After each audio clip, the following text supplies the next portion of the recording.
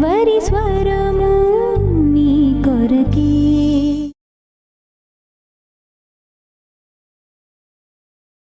అదుపులో ఉండండి. రెండవదిగా ఈ 9, 7+2 భయంకరమైన పాపాల్లో రెండోది ఏంటో తెలుసా? తిండిపోతులకు ఉండే సహజమైన జబ్బు ఏంటంటే సోమరితనం. ఈ తిండిపోతులు ఏమవుతారో చెప్పండి. బాగా తిన్నాడు అనుకోండి, ఏమొస్తుంది వాడికి చెప్పండి? నిద్ర. తినడం, పండం, తిరగడం, తినడం, పండం, తిరగడం. తిండిపోతులు సాధారణంగా సోమరిపోతులు. వాడు పడుకున్నాడంటే లేవడు వాడు. చూద్దాం బైబిల్లో ఉందో. సామెతల గ్రంథము 6వ అధ్యాయము 6వ వచనము. సోమరి, చీమల యొద్దకు వెళ్ళుము, వాటి నడతలు కనిపెట్టి జ్ఞానము తెచ్చుకునము. వాటికి న్యాయాధిపతి లేకున్నను, పై విచారణకర్త లేకున్నను, అధిపతి లేకున్నను, అవి వేసవి కాలమందు ఆహారము సిద్ధపరచుకును, కోతకాలమందు ధాన్యము కూర్చుకొనును. సోమరి, ఎందాక నీవు పండుకొని ఉందువు, ఎప్పుడు నిద్ర లేచెదవు? ఇంకొంచెము నిద్రించదనని, కొంచెము కునికెదనని, కొంచెము సేపు చేతులు ముడుచుకొందునని, పరుండుదనని నీవు అనుకొచ్చున్నావు. అందుచేత దోపిడిగాడు వచ్చినట్టు దారిద్ర్యము నీ యొద్దకు వచ్చును, ఆయుధదారుడు వచ్చినట్లు లేమి నీ యొద్దకు వచ్చును. సోమరి లే. నువ్వు సోమరివో కాదో చెప్పాలంటే వెరీ సింపుల్. పొద్దున్నే లేచేవాడు సోమరి కాదు, పొద్దున్నే లేవనివాడు సోమరి. 6 గంటలకల్లా లేచి చక్కగా తన పనులు చేసుకునేవాడు సోమరి కాదు. 7 గంటలు, 7:30 గంటల వరకు, 8 గంటల వరకు పడుకునేవాడు సోమరి. మనిషి 6 గంటల నుంచి 7 గంటలు పడుకుంటే సరిపోతుంది, అంతకంటే ఎక్కువగా పడుకునేవాడు సోమరి. సోమరి సాధారణంగా బాధ్యతలు లేకుండా జీవిస్తాడు. సోమరి సాధారణంగా పని పాటలు లేకుండా తిరుగుతాడు. సోమరి సాధారణంగా తాను చేయాల్సిన పనిని మరొకరికి అప్పగిస్తాడు. సోమరి సాధారణంగా ఇంటి పని చేయడు. కొంతమంది భర్తలు ఎంత సోమరులో తెలుసా? వాళ్ళు ఉద్యోగాలు చేయరు, పని చేయరు, కానీ టైంకి మాత్రం సిద్ధంగా ఉంటారు. దేనికి? ఏమే భోజనం పెట్టు. ఎక్కడిది? వీడు కష్టపడ్డు, వీడు ఉద్యోగం చేయడు. ఇంకో విషయం తెలుసా? పని పాట లేనోడికి ఆకలి ఎక్కువ అంట. పని పాటలు లేకుండా ఉండే వాళ్ళకి ఆకలి ఎక్కువ. నా ప్రియ సహోదరుడు, నా ప్రియ సహోదరి, జాగ్రత్తగా వినాలి. నా బైబిల్ సెలవిస్తుంది, ఎవడైతే కష్టపడి పని చేయడో వాడు భోజనం చేయడానికి వీలు లేదని బైబిల్లో ఉంది. తెలుసా మీకు? దెస్సలోనికీయులకు రాసిన పత్రిక, 2వ దెస్సలోనికీయులకు రాసిన పత్రిక 3వ అధ్యాయము 9వ వచనము లేక 10వ వచనము. మరియు మేము మీ యొద్ద ఉన్నప్పుడు ఎవడైనా పని చేయనొల్లని ఎడల వాడు భోజనము చేయకూడదని మీకు ఆజ్ఞాపించితిమి కదా. మీలో కొందరు ఏ పనియూ చేయక పరుల జోలికి పోవచ్చు, అక్రమముగా నడుచుకొనుచున్నారని వినుచున్నాము. అట్టివారు నెమ్మదిగా పని చేయొచ్చు, సొంతముగా సంపాదించుకొనిన ఆహారము భుజింపవలని మన ప్రభువైన యేసుక్రీస్తు పేరట వారిని ఆజ్ఞాపూర్వకముగా హెచ్చరిస్తున్నాము. భర్తలో, పని చేయకుండా ఇంట్లో భోజనం చేయమాకు. మా ఆవిడ పని చేస్తుందిగా, అయితే ఇప్పటి నుంచి నువ్వు మీ ఆవిడని ఏవండి అను. నా మాట మీకు అర్థమైందా? మీ ఆవిడి పనిచేస్తూ ఉంటే, నువ్వు కూర్చుని తింటూ ఉంటే, రేపటి నుంచి మీ ఆవిడ్ని ఏవండి అను.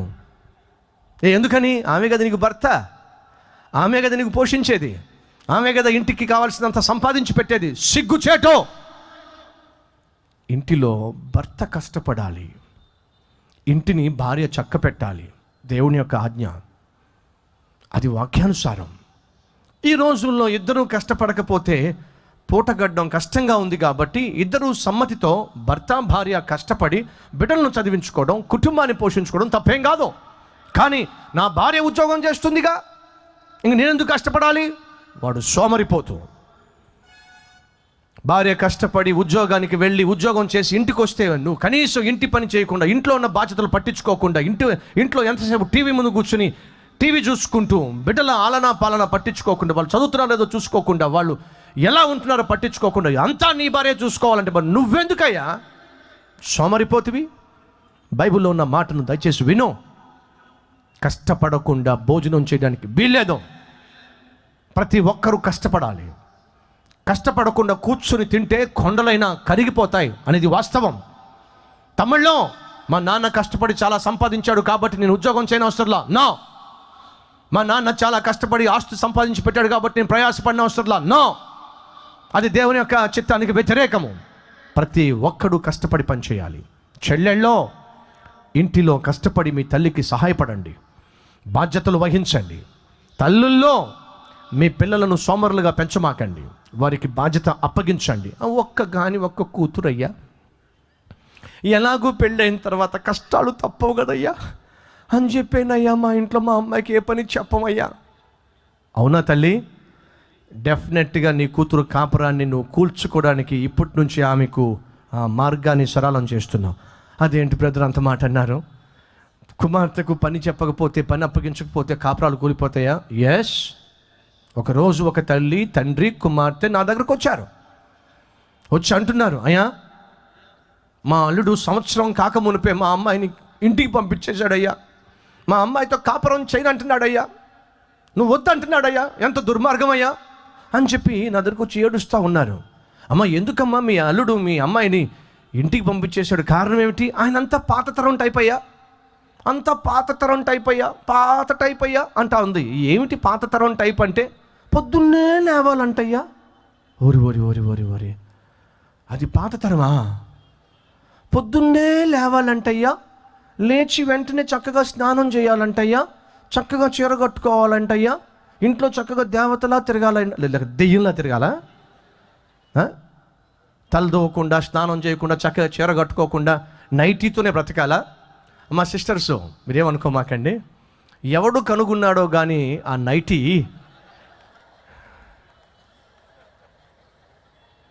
దానికి వాడు చక్కని పేరు పెట్టాడు. ఏం పేరు చెప్పండి? చెప్పండి. నైటీ. డేటీ కాదు, ఏటీ డేటీ కాదు, అది నైటీ. నైట్ టైం మాత్రమే వేసుకోవాలి. దాంతోనే డే అంతా గడిపేస్తే నువ్వు పని మనిషిలా ఉంటావు, ఇంట్లో ఇల్లాలిగా ఉండవు. ఏ భర్తకైనా భార్య చక్కగా శుభ్రంగా ఉండాలని కోరుకుంటాడు. ఆ తల్లి అంటుంది, మా అమ్మాయి పొద్దున్నే లేవాలంటయ్యా, మేమే లేపేవాళ్ళం కాదు. అదిగో అది ఫాల్టు.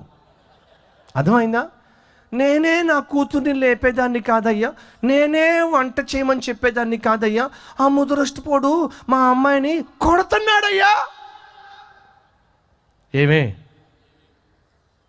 టైం అయింది లేవే అని లేపాడు. లేస్తేగా, ఏమే లేవే, లేవలా, టైం అయింది లేవే, ఏం చేస్తాడు? లేవే, దుర్మార్గుడు, అన్ని చేతులు పడిపోను, నీ కాళ్ళు పడిపోను. చేతులు కాళ్ళు పడిపోనా? తల్లులో ఒక కూతురు అని చెప్పి, తండ్రిలో ఒక కొడుకు అని చెప్పి వాడిని చదివించకుండా, వాడికి నీకు స్కూలుకు పంపించకుండా, వాడిని కాలేజీకి పంపించకుండా, వాడు సరిగా చదువుకోకపోతే వాడిని బాగా నోరకుండా, ట్యూషన్ పెట్టించకుండా వాడిని వదిలేస్తే వాడు అడ్డగాడిద తయారవుతాడు. నువ్వు కష్టపడి సంపాదించిన 10 ఎకరాలు, 15 ఎకరాలు, 20 ఎకరాలు ఒక్క ఆట ప్యాకాట ఆడి తాకట్టు పెట్టేస్తాడు. ఒక్క ఆటకు 15 ఎకరాలు ఇచ్చేస్తాడు. దిక్కుమాలిన వాడిగా రోడ్డు మీద తిరుగుతాడు. బిడ్డలకు బాధ్యతలు నేర్పండి, బిడ్డలకు కష్టపడి పనిచేయడం నేర్పించండి. ఆ తల్లి వచ్చి అంటుంది, మా అమ్మాయి పొద్దున్నే లేవదయ్యా, మొదటి నుంచి అంతే, అలాగే పెంచా. ఎందుకని? ఒక్కగానొక్క కూతురు కదా. నేను చెప్పా, అమ్మా ఇప్పుడు మీ అమ్మాయి కాపురం కూలిపోవడానికి కారణం తెలుసా? మా అల్లుడే. కాదమ్మా, నువ్వే. నీ వల్ల నీ కూతురు నాశనం అయిపోయింది, నీ కూతురు కాపురం నాశనం. అదేంటి బాబు అంత మాట అన్నావు? లేకపోతే ఏమిటి? కూతుర్ని కానీ చిన్నప్పటి నుంచి ఒళ్ళు వంచి పనిచేసే విధంగా కష్టపడి ఇంటి పని, వంట పని బాధ్యతలు తీసుకొని రేపటి దినాన అత్తగారింటికి వెళ్ళినప్పుడు చక్కగా ఇల్లు చక్కబెట్టుకొని, అంటే దయచేసి అపార్థం చేసుకోమాకండి, ఆడదంటే ఎంతసేపు ఇంటి పని వంట పనేనా? లేదండి. కొంచెం అంతా కూడా కుటుంబ వ్యవస్థ మీద ఆధారపడి ఉంది. తెలుసా మీకు? కుటుంబమే లేకపోతే ఈ ప్రపంచానికి విలువే లేదండి. ఈ ప్రపంచానికి ఏది విలువో అది కుటుంబం. ఆ కుటుంబాన్ని కట్టే బాధ్యత దేవుడు స్త్రీకిచ్చాడు. ఇంటికి దీపం ఎవరో చెప్పండి? ఆహా, మరి ఇల్లంతా చీకటిగా ఉంటే ఎవరు తప్పండి? మా ఆయన తప్పండి. ఇంటికేమో దీపం మీరా, ఇల్లు చీకటిగా ఉంటే కారణం మొగుడా? ఎస్, ఇంటికి దీపం ఇల్లాలే. నువ్వేనమ్మా ఇంటికి ఆధారం. సహోదరి, నువ్వే ఇంటికి ఆధారం. నీ వల్ల ఇల్లు కట్టబడుతుంది. రేపొద్దున నీ పిల్లలు పెద్దవాళ్ళు అయినప్పుడు ఏ నాన్న కన్నాడో అనరు, ఏమంటారు చెప్పండి? చెప్పండి. ఏ తల్లి కన్నదో. యోహాను గురించి బైబిల్లో ఏముంది? స్త్రీలు కనిన పురుషులు కనిన వారిలో లేదు. ఏముంది? స్త్రీలు కనిన వారిలో యోహాను వంటి వాడు లేదు. మీ పిల్లలు ఏ దేశం వెళ్ళినా వాళ్ళకి ఏ భాష అంటారు చెప్పండి? పితృభాష ఏది బాబు మీది అంటారా? పితృభాష అంటారా? ఏ భాష అంటారు? మాతృభాష. ఇంగ్లీష్లో మదర్ టంగ్. నీ బిడ్డకు వచ్చేది నీ భాషే. నీ బిడ్డ నేర్చుకునే పాఠాలు నీ పాఠాలే. రేపు వాడు పెరిగి పెద్దవాడైనప్పుడు ఏ తల్లి కన్నదో అని నీకే ఘనత తప్ప ఏ తండ్రి కన్నాడు అని చెప్పి అనరమ్మా. ఎందుకని? నువ్వే కదా భారతదేశానికి కావలసిన అద్భుతమైన పౌరుణ్ణి తయారు చేసేది. వినండి, తల్లులే అనే సత్యము మర్చిపోకండి. సైనికులు భారతదేశం మీదకు శత్రువులు రాకుండా దేశాన్ని కాపాడతారు, అవుట్ సైడ్ నుంచి శత్రువులు రాకుండా. తల్లులు ఇన్సైడ్ యుద్ధాలు రాకుండా బిడ్డలను పెంచటం వల్ల దేశానికి అభివృద్ధిని తీసుకొచ్చేటటువంటి దూతలు ఎవరైనా ఉన్నారంటే అది తల్లులే అనే సత్యము మర్చిపోకండి. కాబట్టి సహోదరి సహోదరులు, ఒకవేళ నేను కొంచెం ఇంటి పని వంట పని అన్నప్పుడు మీరు అస్తమాను బాధపడమాకండి. బ్రదర్ ఎంతసేపు ఇంటి పని వంట పని ఇందాక నేను మగవాళ్ళని తిట్టలేదా? గాడిదల్లాగా దున్నపోతుల్లాగా భార్య సంపాదిస్తూ ఉంటే కూర్చొని తింటావా అనలేదా? వాక్యము 2 అంచుల ఖడ్గము. ఇటు వాళ్ళని కట్ చేస్తుంది, వీళ్ళని కట్ చేస్తుంది, అవసరమైతే చెప్పే నన్ను కూడా అది కట్ చేస్తుంది. కాబట్టి చెప్తున్నా, మీ బిడ్డలకు చిన్నప్పటి నుంచే విలువలు నేర్పండి, కుటుంబ బాధ్యతలు నేర్పండి. అలా నేర్పకుండా రేపొద్దున వాళ్ళని పెంచేసినట్లయితే, వాళ్ళు పెళ్లి చేసుకున్నట్లయితే, వాళ్ళు అత్తవారింటికి వెళ్ళిన తర్వాత మీ పరువు తీసి పడేస్తారు. మీరు మీ కూతుర్లు పొద్దున్నే లేకపోతే, చక్కగా ఇంటి పని వంట పని చేసుకోకపోతే వాళ్ళ ఆయన ఏమంటారు? నిన్నని ఏం లాభమే, అసలు నిన్ను కన్నది. అవునా కదా? అవునా కదా? ఏమంటారు చెప్పండి? నిన్నని ఏం లాభం, అసలు నిన్ను కన్న చూసావు మీ అమ్మ. అవునా? చెల్లెళ్ళో మిమ్మల్ని కన్నారు, పెంచారు, పెద్ద చేశారు, పెళ్లి చేశారు. అలా పెళ్లి చేయడానికి ఇల్లు తాకట్టు పెట్టారు, పొలాన్ని అమ్మేశారు. చాలు. పెళ్ళైన తర్వాత మీ తల్లికి మీ తండ్రికి మాట తేమాకండి. పెళ్ళైన తర్వాత మీ తల్లికి మీ తండ్రికి తలనొప్పులు తేమాకండి. నీ భర్త చెప్పగలగాలి, మీ తల్లి పెంపకం అద్భుతం కాబట్టి నాకు దేవత లాంటి భార్య దొరికింది, శభాష్, నీ తల్లి గనురాలు. నీ తల్లి లాంటి తల్లి అందరికీ ఉంటే అన్ని కాపురాలు ఖచ్చితంగా కట్టబడతాయి చెప్పగలగాలి. అత్తగారు, మీ పెంపకం వల్ల నేను సుఖంగా ఉండగలుగుతున్నాను, మీ పెంపకం వల్ల నా ఇల్లు ఎంతో చక్కగా కట్టబడుతుంది అని చెప్పగలిగితే ఏ తల్లికి ఏ తండ్రికి సంతోషం కాదు? అలా జీవించాలి. తండ్రిలో నీ కుమారుని బట్టి చేసుకోబోయే భార్య సంతోషించాలి, సుఖపడాలి. చేసుకోక పనికి మాలోని సోమరిపోతుని అడ్డంగా తిని కూర్చుంటాడు తప్ప బాధ్యతలు పట్టించుకోడు అనే విధంగా నీ కొడుకు గురించి అనడానికి వీల్లేదు. నాకు మంచి భర్త దొరికాడు, బాధ్యతలు ఎరిగిన భర్త దొరికాడు, కష్టపడి పనిచేసే భర్త దొరికాడు, కుటుంబ గౌరవాన్ని పెంచే భర్త దొరికాడు అని నీ కొడుకుకు చెప్పాలే తప్ప చిచే. మనిషికి కుటుంబ విలువలో తెలియదు, మనిషి ఎలా కుటుంబాన్ని నడిపించాలో తెలియదు, కుటుంబాన్ని ఎలా పోషించాలో తెలియదు, డబ్బులు ఎలా ఆదా చేసుకోవాలో తెలియదు, ఎలా కష్టపడి సంపాదించాలో తెలియదు, సంపాదించిందన్న కనీసం కాపాడుకోవడం తెలియదు. పనికి మాలిన వాడు దొరికాడు నాకు దొరక్క అని నీ కోడలు ఏడిస్తే అది నీకు క్షేమం కాదు. కనుక ఇలాంటి పనికి మాలిన కన్నాడండి మీ నాన్న అని మీ కోడలు మిమ్మల్ని బట్టి నిందిస్తే అది మీకు సంతోషం కాదు. సోమరితనం వల్ల ఈరోజు ఎన్నో కుటుంబాలు కూలిపోతున్నాయి. ఉదయం లేవకుండా కష్టపడి పనిచేయకుండా భార్యలు భర్తలు జీవించడం వల్ల కుటుంబాలు కూలిపోతున్నాయి. కాబట్టి చెప్తున్నా, ఉదయమే లేవడము అలవాటు చేసుకుందాం. ప్రభువైన యేసుక్రీస్తు ఈ లోకంలో ఉన్నప్పుడు ఆయన పెందలకడనే లేచేవాడు, అరణ్యములోనికి వెళ్ళేవాడు, మోకాళ్ళ మీద పడేవాడు, ప్రభుతో మాట్లాడేవాడు. దేవుని కుమారుడైనప్పటికీ కూడా ఉదయమే లేవడం దేవుడు అలవాటు చేసుకున్నాడు. నీ కుటుంబం కట్టబడాలన్నా, నీ ఆత్మీయ జీవితం కట్టబడాలన్నా, నీ సంఘము కట్టబడాలన్నా ఉదయమునే లేవడం నేర్చుకోవాలి. వినండి, 5 గంటలకు లేవడానికి 7 గంటలకు లేవడానికి మధ్య 2 గంటలు తేడా ఉంది. ఈ 2 గంటలు మీరు ఒకవేళ నిర్లక్ష్యం చేసినట్లయితే రోజుకు 2 గంటలు అంటే సుమారు 10%. 24 గంటల్లో 2 గంటలు అంటే సుమారు 10%. రోజుకు 10% వేసుకున్నట్లయితే 80 సంవత్సరాలు మీరు బతికినట్లయితే దాంట్లో 10% సుమారు 8 సంవత్సరాలు. అర్థమవుతుందా? సుమారు 8 సంవత్సరాలు మీ జీవితంలో పోగొట్టుకుంటున్నారు. 7 గంటలకు లేచి 5 గంటలకు లేవలసిన మీరు 7 గంటలకు లేస్తే మీ జీవితంలో 8 సంవత్సరాలు పోతాయి. ఈ 8 సంవత్సరాల వల్ల ఏం సాధిస్తామండి అంటున్నారా? వినండి, 2005లో కల్వరి టెంపుల్ని స్థాపించమని దేవుడు చెప్పాడు. 8 సంవత్సరాల క్రితము కల్వరి టెంపుల్ కుకట్పల్లిలో లేదు. 8 సంవత్సరాల తర్వాత ఈరోజు ప్రపంచంలోనే కల్వరి టెంపుల్ 3వ అతిపెద్ద మందిరముగా దేవుడు దీవించాడు. 8 సంవత్సరాల తర్వాత కల్వరి టెంపుల్లో ఉన్న సభ్యుల సంఖ్య 80,000 మందికి చేరింది. 8 సంవత్సరాలు ఎంత మార్పు తీసుకొచ్చిన ఒక్కసారి ఆలోచించండి. కాబట్టి చెప్తున్నా, ఉదయం 5 గంటలకు లేవలసిన వాడు 5 గంటలకు లేవకుండా 7 గంటలకు లేస్తే తన జీవితంలో 7-8 సంవత్సరాలు పోగొట్టుకుంటున్నాడు. సేవకులు ఉదయమునే లేవడము, సహోదరి సహోదరులు ఉదయమునే లేచి ప్రార్థన చేయటము ఆత్మీయ జీవితంలో అది గొప్ప ఆరంభము. ప్రభువు పేరట మనవి చేస్తున్నా, ఈరోజు ఒక తీర్మానం తీసుకుందామా? మన సోమరితనాన్ని విడిచిపెట్టి ఉదయమునే లేచి ప్రార్థన చేయడానికి, దినమును దేవునితోనే ప్రారంభించటానికి. ఎందుకని? ఆది యందు దేవుడు అని బైబిల్లో ఉంది. అనగా ఇన్ ద బిగినింగ్ గాడ్. ప్రతి ప్రారంభంలో దేవుడు ఉంటే, నీ దినము ప్రారంభంలో దేవునితో ప్రారంభిస్తే, నీ ఉద్యోగాన్ని దేవుడితో ప్రారంభిస్తే, నీ వ్యాపారాన్ని దేవుడితో ప్రారంభిస్తే, నీ వంట పని ఇంటి పని దేవుడితో ప్రారంభిస్తే, నీ చదువు దేవునితో ప్రారంభిస్తే డెఫినెట్గా నీ పని దీవించబడుతుంది. ఆది యందు వాక్యము, ఆది యందు in the beginning word, in the beginning God. ఆది యందు దేవుడు, ఆది యందు వాక్యము అంటే అర్థం ఏమిటి? నీ దినము ఆదిలో దేవుడు ఉండాలి, వాక్యం ఉండాలి. అంటే అర్థం ఏమిటి? ఉదయమునే లేచి నీ నోటిలోంచి మొట్టమొదటిగా రావాల్సింది యెహోవా నామస్మరణ. దేవునితో నీ దినాన్ని ప్రారంభించు, వాక్యముతో నీ దినాన్ని ప్రారంభించు. ఒక అరగంట సేపు దేవునితో గడుపు, ఒక అరగంట సేపు వాక్యం చదువు, ఒక గంట సేపు దేవునితో నీ దినాన్ని ప్రారంభించు.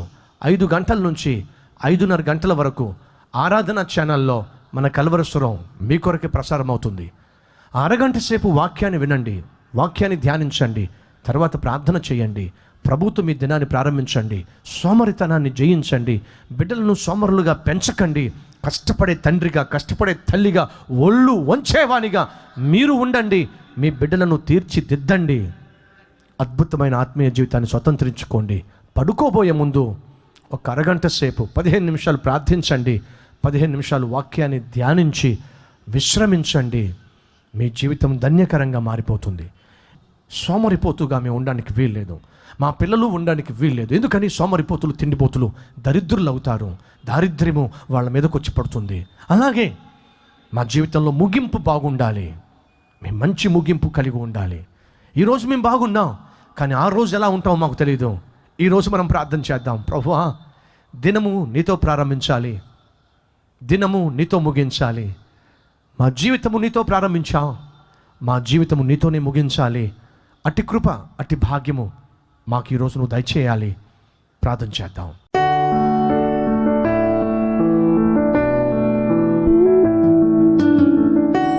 మహాపరిశుద్ధుడు అయిన ప్రేమ కలిగిన తండ్రి, తిండిపోతనం వల్ల, సోమరితనం వల్ల జీవితాల్లో వచ్చేటటువంటి నష్టాలేమిటో, కష్టాలేమిటో మేము తెలుసుకున్నాం. సోమరిపోతులుగా, నిద్రపోతులుగా ఉండక, దినములు చెడ్డవి కనుక అజ్ఞానుల వలె జీవించక, సోమరిపోతుల వలె నిద్రోక మేము చురుకుగా జీవించే భాగ్యం మాకు దయచేయండి. ఉదయమునే లేచి ప్రార్థన చేసి కృపనివ్వండి.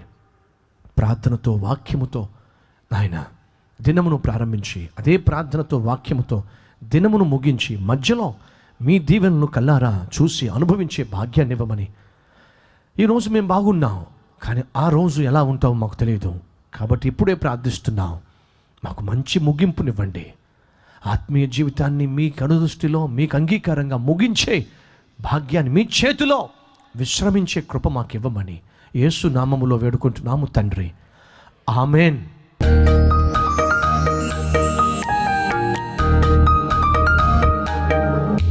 నేను 18వ ఏటనే ఒక అమ్మాయి మైకంలో పడి తల్లిదండ్రుల మాట వినకుండా బయటికి వెళ్ళాను. చెడు స్నేహం చేసి చెడిపోయిన కొంతకాలం తరువాత టీవీలో కల్వరి స్వరం వీక్షించి మా ప్రాంతంలో జరిగిన కల్వరి మహోత్సవములకు వచ్చాను. ఆ రోజు దేవుడు నాతో మాట్లాడగా నా జీవితం మారింది. నేను ఇంటికి తిరిగి వెళ్ళి తల్లిదండ్రులకు లోబడి జీవిస్తానని చెప్పగా వారెంతో సంతోషించారు. 9 నెలల్లో బైబిల్ పూర్తిగా చదివాను.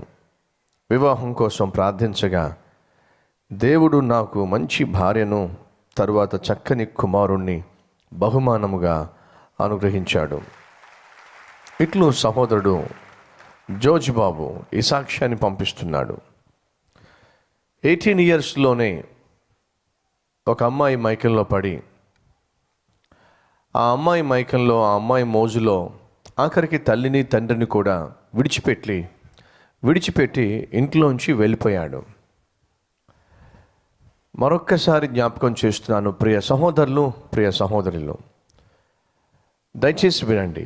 బైబిల్ని మనం అనుసరించినంత కాలము, బైబిల్ చెప్పినట్టుగా జీవించినంత కాలము, బైబిల్లో ఉన్నటువంటి దేవుని యొక్క అండదండలు, అనుగ్రహము, ఆశీర్వాదము ఎప్పుడు మనకు తోడుగా ఉంటుంది.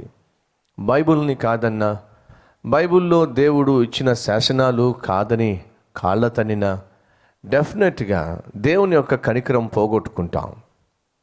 బైబిల్లో మీరు చూసారా, దేవుని యొక్క తోడును పోగొట్టుకున్న వాళ్ళు భ్రష్టులైపోయారు. కయ్యను దేవుణ్ణి పోగొట్టుకున్నాడు, దేశ దిమ్మరి అయ్యాడు. సౌలు దేవుణ్ణి పోగొట్టుకున్నాడు, తన్ను తాను చంపుకున్నాడు.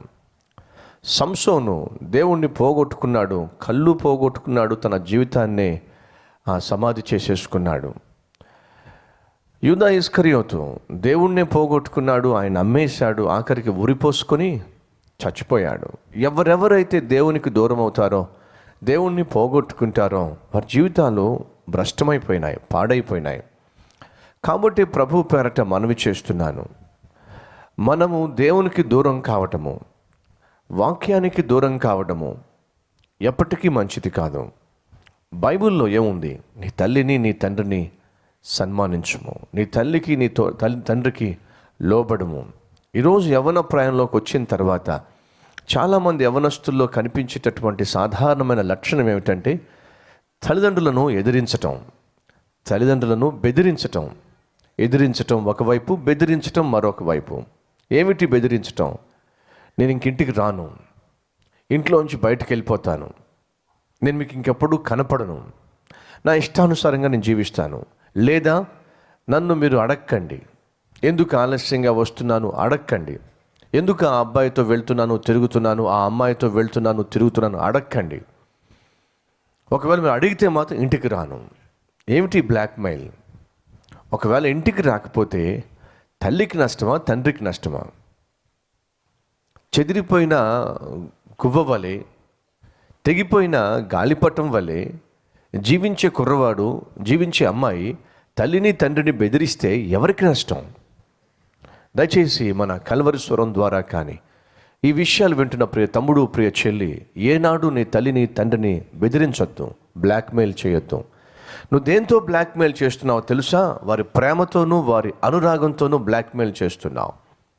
వారు నిన్ను కని పెంచి పెద్ద చేసి నీ గురించి గొప్ప ఊహలు ఊహించిన తరువాత నువ్వు ప్రయోజకుడు అవుతావని, ప్రయోజకురాలు అవుతావని వాళ్ళు ఎన్నో కలలు కన్న తరువాత వారి ప్రేమతోనూ వారి అనురాగముతోనూ వారి ఆప్యాయతతోనూ నువ్వు బ్లాక్మెయిల్ చేస్తున్నావు. ప్రేమించే తల్లి గనుక, ప్రేమించే తండ్రి గనుక కాదంటే నువ్వేమైపోతావో, ఎక్కడికి వెళ్ళిపోతావో, ఎక్కడికి వెళ్ళి ఏ మురికి కోపంలో కూరుకొని పోయి నాశనం అయిపోతావో అని చెప్పి వాళ్ళు నువ్వు బెదిరిస్తున్నప్పుడు నోరు మూసుకుని కూర్చుంటున్న కారణం ఏమిటంటే అది కన్న ప్రేమ కాబట్టి. తమ్ముళ్ళు, చెల్లెళ్ళు, కన్న ప్రేమతో దయచేసి చెలగాటం ఆడకండి, బ్లాక్మెయిల్ చేయకండి. ఈ తమ్ముడు 12 సంవత్సరాల వయసులో ప్రేమించట ఆ అమ్మాయితోనే వెళ్ళిపోతాడట. ఎంత దురదృష్టం, ఎంత దుఃఖకరం. నాశనం కావాలని ఆశపడుతున్నావా? ప్రేమలో పడు. ఏ అబ్బాయి కూడానో అమ్మాయి కూడానో పడు. బాగుపడాలని ఆశపడుతున్నావా? బ్రతుకుని దిద్దుకోవాలని ఆశపడుతున్నావా? దేవుని చిత్తాన్ని చేయాలని ఆశపడుతున్నావా? దేవుని చేత దీవించబడాలి ఆశిస్తున్నావా? యోసేపు వలె జీవించు. ఎస్, ఎవరో ఒకరు నీ మీద కన్ను వేయొచ్చు, ఎవరో ఒకరు నిన్ను ఆకర్షించే ప్రయత్నం చేయొచ్చు, ఎవరో ఒకరు నీకు ప్రపోజ్ చేయొచ్చు, ఎవరో ఒకరు నీకు ఐ లవ్ యూ చెప్పొచ్చు. అన్నంత మాత్రాన నీ జీవితాన్ని దాసోహం చేయమాకు. సంసోను దాసోహం చేశాడు, నాశనం అయిపోయాడు. యోసేపు ఎదురు నిలిచాడు, ప్రధానమంత్రి అయి వర్ధిల్లాడు. కాబట్టి చెప్తున్నాను తమ్ముళ్ళు, అలాగే చెల్లెళ్ళు, ఈ పాపిష్టి మైకంలో పడి జీవితాన్ని భ్రష్టం చేసుకోవద్దు, పాడు చేసుకోవద్దు. ఈ తమ్ముడు పాడైపోయి కల్వరి మహోత్సవాలకు వచ్చినప్పుడు, కల్వరి మహోత్సవాల్లో దేవుడు మాట్లాడగా తన హృదయం మార్పు చెందగా తన తల్లిదండ్రులకు సంతోషకారకుడిగా మారాడు. ఈరోజు నువ్వు నీ జీవితాన్ని మార్చుకొని ఇతరులకు సంతోషాన్ని, ఆనందాన్ని పంచిపెట్టేవాడిగా ఎందుకు మారకూడదు? ఒకసారి ఆలోచించు. కల్వరి స్వరము నీ కొరకే.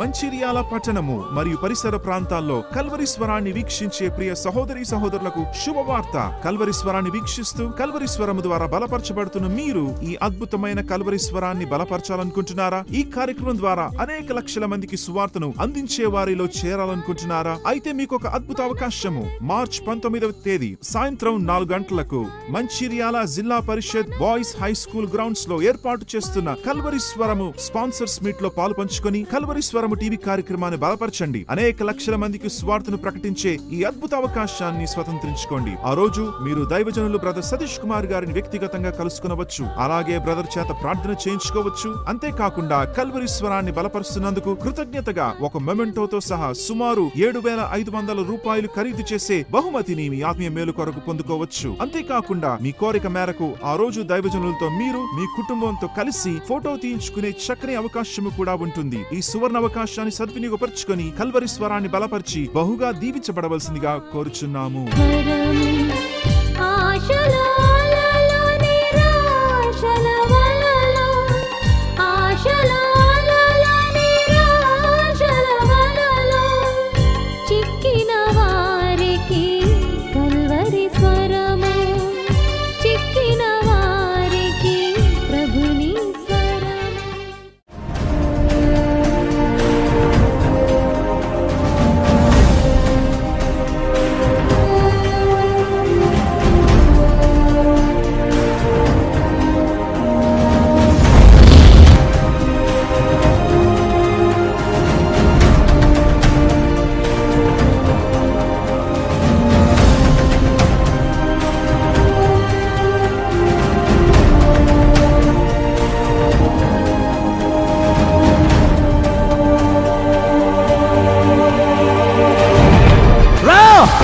ఈ రోజు నీ జీవితాన్ని పరిశుద్ధపరిచి నీ పాపములను క్షమించి నిన్ను దేవుని బిడ్డగా, పరలోక వాసునిగా, వారసునిగా దేవుడు మార్చాలని ఆశపడుతున్నాడు. ఇస్తావా ఈరోజు నీ జీవితాన్ని మార్చుకోవడానికి? ఇస్తావా ఈరోజు నీ హృదయంలో క్రీస్తుకు చోటు?